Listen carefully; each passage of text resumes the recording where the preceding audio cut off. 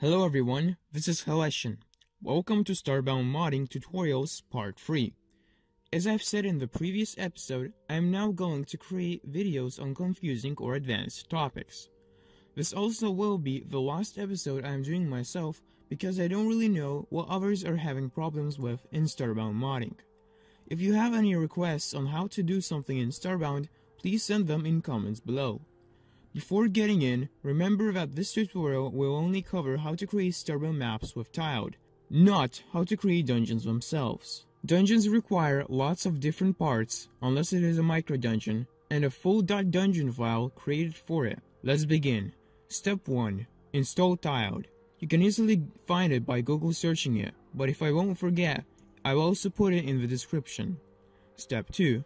Locate your Starbound folder. You should know how from my previous tutorials. Then go to the assets folder. You have to unpack the packed.pack file and put the result folder into the assets folder, while also naming it packed. This is required due to how Starbound tilesets work. They are designed to target the tile folder inside your Starbound folder, which contains images for all materials, liquids, and objects. The way we are doing it right now is so far the most comfortable way. Step 3. Start up tiled. You can try opening a tiled map that is already created within Starbound. To do that, go to any unpacked asset folder, enter dungeons, and then you'll have lots of options to use. Please note that some dungeons in Starbound are created using images. I'm not teaching you how to create those in this video, but I'm telling you that so that you don't get confused if you don't find any maps. All tiled maps within Starbound and with an extension .json that will be important later. Just remember that you can only open .json files with tiled. An alternative way to start creating a tiled map is to just create a new map. All Starbound tiled maps require certain properties. Map orientation should be orthogonal. Tile layer format should be base64 zlib compressed. Finally, tile render order should be right down. Map size can be as big as you want. Tile size should be 8 by 8 pixels because it is Starbound. When you are finished, it will ask you to save it as a file. Change the format from .tmx to .json and save it within your mod if you want to use it. Step 4. So far your map you created or opened won't display at all. The reason why is because you have to actually load Starbound tilesets within tiled. To do that, click map on top and then add external tileset. Now go to the packed folder. You pull within assets in this Starbound folder. There, go to tilesets and then packed. You'll see a bunch of .json files. If you don't, make sure that the Explorer displays them. You can open any of these now. The main 5 .json files you'll find in the packed folder contain all materials and some huge objects. But there are also folders in here, each containing all objects. You can pick one of them and load up everything there. It's up to you what to open. These folders just categorize all objects differently. Once you're done, if you've opened a Starbound map, it should display correctly, and you can now build a map. Step 5. If you're creating a new map, go to the right side of the interface. You should find a layers tab somewhere there. Open it and start adding layers. There are two types of layers in tiled: tile layer and object layer. Tile layer is designed to work with liquids and materials. Object layer contains wiring, monsters, and objects. There are two necessary tile layers you have to create in order for your map to work: back and front. Back is the background layer and front is the foreground layer. You can order them so that the front layer is on the top and make the background layer more transparent. Transparency of a layer doesn't change anything in game. There also should be at least one object layer on top of the tile layers because you'll be adding at least some anchors into the map. Otherwise, it wouldn't work. Step 6. Build your map. For Starbound maps, you can go to the map properties and set the background to be fully black. I'm not sure if this is necessary, but I've decided to always follow what Starbound maps are like and do the same. A really important tileset you'll be using is called miscellaneous. It contains things you'll use in both tile and object layers. In my example, I'll be building a micro dungeon for lush plants. What many dungeon maps would do is use the miscellaneous pink tile and fill the background layer with it. You should not do the same with the foreground layer though.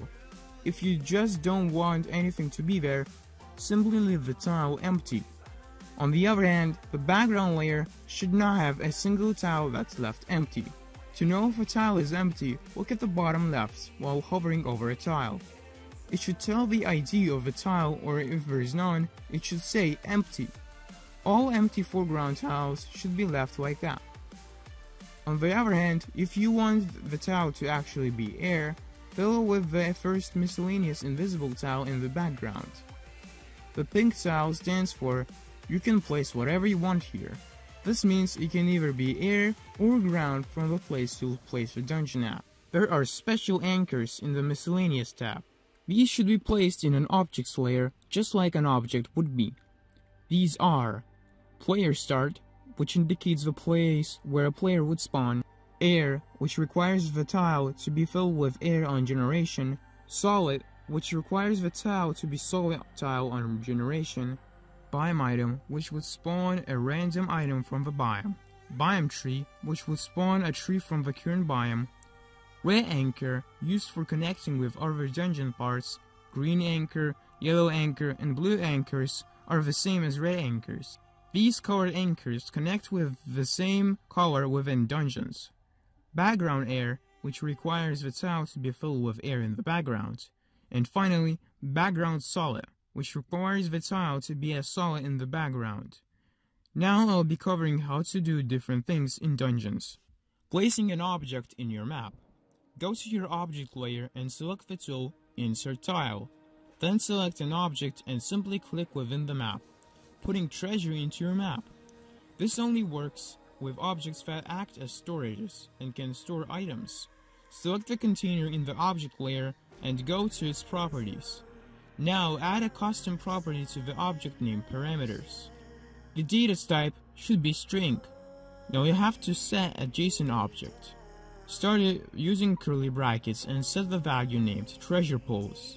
It is a list which contains IDs of the treasure pools that are used for a chest. I'm not sure if each time a random treasure pool is picked or if all of them are applied at the same time. But to be certain, you can make a treasure pool get reapplied more than once by just adding it. Using materials of a biome. This is commonly used in micro dungeons. There are 3 materials you can use in miscellaneous tab, each labeled with letters SV. These are materials that are then replaced with traditional biome materials. Always use them in the tile layers, setting up wires. Each time you place an object with an available node that can be connected, it will show up as a blue or red square. Blue square is an input node, while red square is an output node. Go into an object layer. If you want, you can create a separate one. Then select Insert Polyline. Click on the top left corner of a red node and then connect it with the top left corner of a blue node while left clicking again. Then right click to end the polyline. Placing a monster. Go to an object layer and select the tool Insert Rectangle. Then draw a rectangle somewhere in your map and select it. You have to add a custom property, monster, and then set it to .monsterTypeID of the monster. Remember that the monster will spawn with their top being within the rectangle. This means that if you put the rectangle next to the ground, it might spawn in the ground. Placing an NPC. Go to an object layer and select the tool, Insert Rectangle. Then draw a rectangle somewhere in your map and select it. You have to add 2 custom properties, NPC and type name. NPC should be set to the race the NPC will be, and type name should be set to the ID of the .npc type file that will be responsible for its behavior, dialogue, or interactions. Getting your own objects or materials from a mod into tiled and making maps with them. This may cause a few problems, but it shouldn't be tough. First of all, I don't really suggest creating tilesets using tiled itself, because you might not end up with something you wanted. We'll key your Starbound folder and go into a folder named Tile. Enter the packed folder. Then select a place where to put images of your objects. Copy the images of your objects without frames files and put them somewhere in the object. Remember your position, directory, and file name. Now go back to your mod folder. I'll repeat, the mod folder, not the packed folder you unpacked earlier. Make a folder tilesets in the mod folder. Then create a folder packed. There you can create yet another folder or start creating a .json file. The file should have the same structure as alternative .json files in vanilla assets. Then you have to set properties.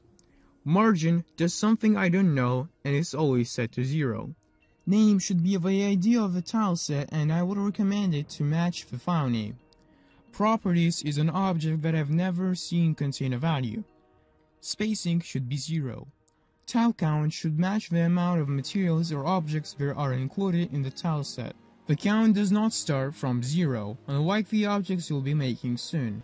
Set tile height to 8 if you're making objects, or 16 if you're making materials. Though that material images themselves should only be 8 by 8 and not look like actual materials inside the mod you're creating. Set tile length to the same number as tile height. Finally, you have to create 2 additional objects, tiles and tile properties. Tiles is an object that contains many other objects. The keys of these objects should start counting from 0 and increment. Each object contains one value named image, which itself explains why we have to use a folder that it has tilesets inside of Starbound's asset folder. You can see that there are many double dots in the value. They stand for go back a folder. If this runs from the place we've put the packed file in, it will end up in the Starbound folder.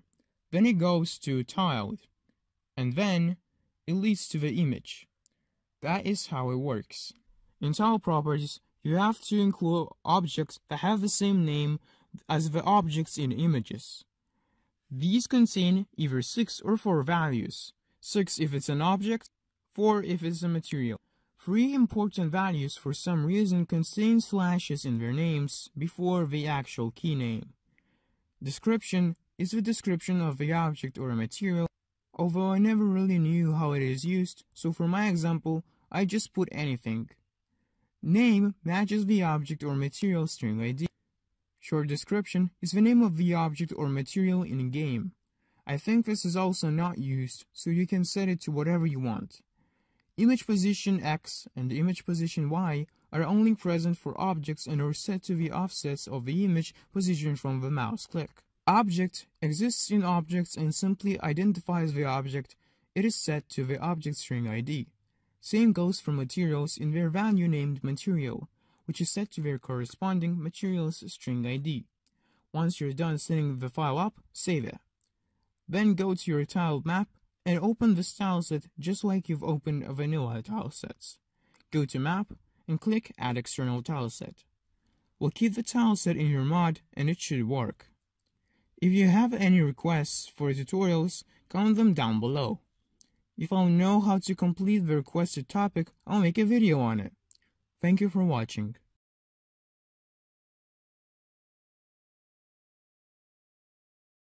Biome item, which would spawn a connecting biome item, which would spawn a random biome item, which would spawn a connecting